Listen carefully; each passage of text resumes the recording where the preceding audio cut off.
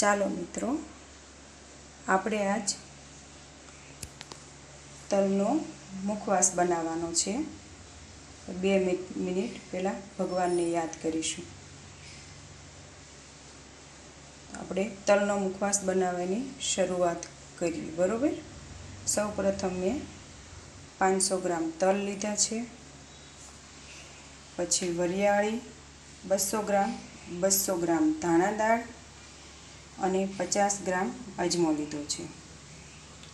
1 ચમચી હળદર, 3 ચમચી મીઠું લીધું છે. બરાબર. ને 1 વાટકી મેં પાણી લીધું છે. ચાલો હવે છે ને આપણે સૌપ્રથમ પહેલાં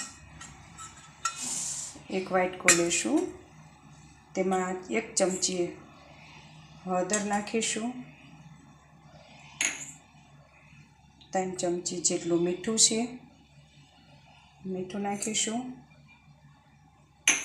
હવે એને પાણી નાખીશું.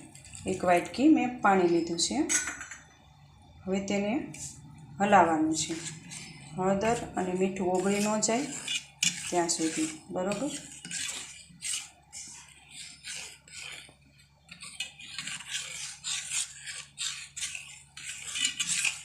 આ રીતે સતત હલાવવાનું છે.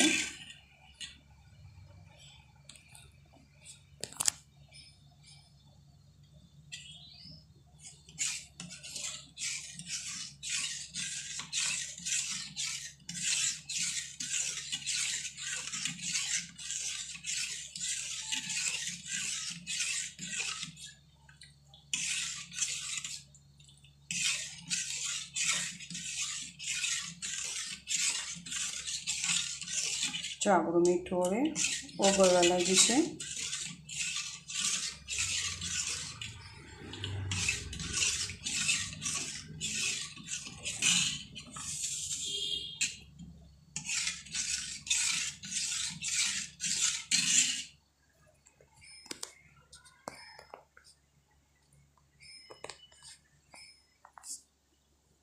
હવે આપણે તલ લઈશું.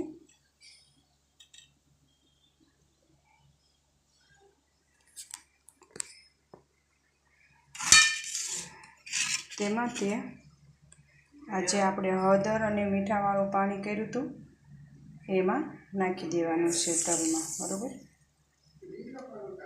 હવે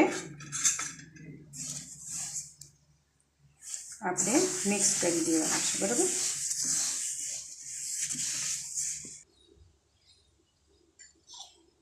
તો આ રીતે હળદર અને મીઠું બે તલમાં મિક્સ થઈ ગયું છે. હવે આપણે આને અડધી કલાક માટે થવા દઈશું. એટલે તલમાં મીઠું ચડી જાય, હળદર અને મીઠું ચડી જાય પછી આપણે આને શેકીશું અડધી કલાક પછી. બરાબર. જો આ રીતના તલ થઈ જાય ત્યાં સુધી એને સતત હલાવ્યા. બરાબર. આવી રીતે.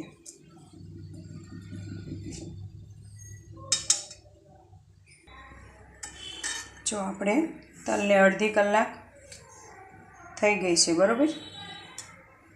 હવે આપણે આને શેકી લેવાના છે.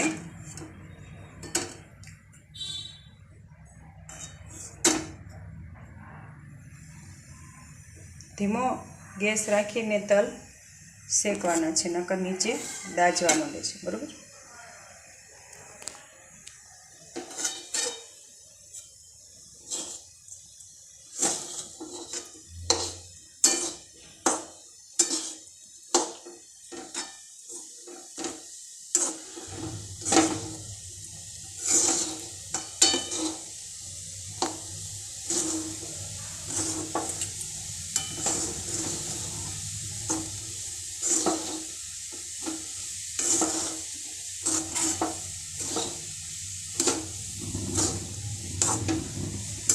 શેકાતા લગભગ 10 મિનિટ થશે.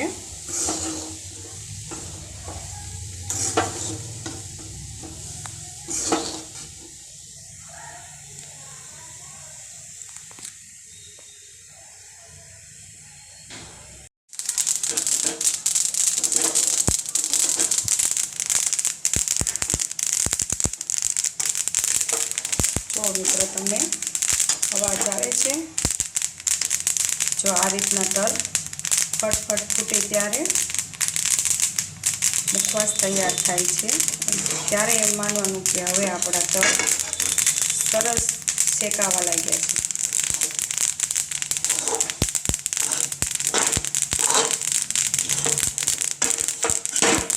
થાય છે.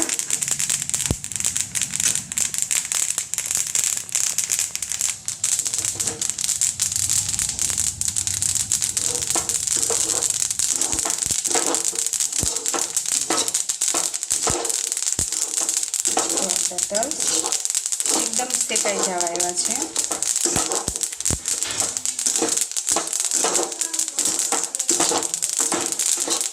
શેકાઈ ગયા છે. બસ હવે આપણા તલ તૈયાર છે. જો દોસ્તો આપણા તલ શેકાઈને કમ્પ્લીટ થઈ ગયા છે. બરાબર. હવે તેમાં આપણે ધાણા દાળ નાખી દઈશું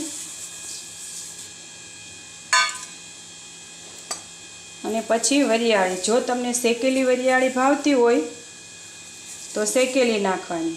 બરાબર. ધાણા દાળ મેં 200 ગ્રામ લીધી હતી અને 200 ગ્રામ વરિયાળી. અને પછી મેં અજમો લીધો છે. અજમો મુખવાસમાં નાખવા જરૂરી છે, કારણ કે અજમો નાખવાથી આપણે મુખવાસ ખાવી તો પાચન થઈ જાય, એટલા માટે અજમો બહુ જરૂરી છે. અને અજમાનો સ્વાદ પણ સરસ આવે છે. લ્યો જો મિત્રો આપણો મુખવાસ તૈયાર થઈ ગયો. હવે આપણે એને સરખો મિક્સ કરી નાખવાનો છે.